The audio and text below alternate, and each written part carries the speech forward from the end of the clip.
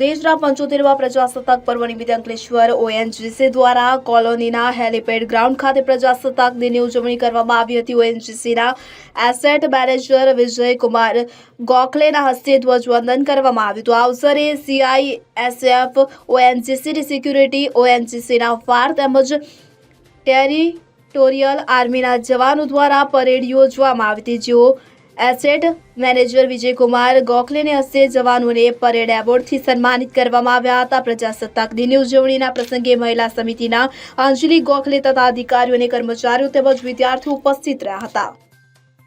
Bureau report CN24 news. હવે જુઓ દેશ દુનિયાની તમામ ખબરો તમારી આંગળીના ટેરવે।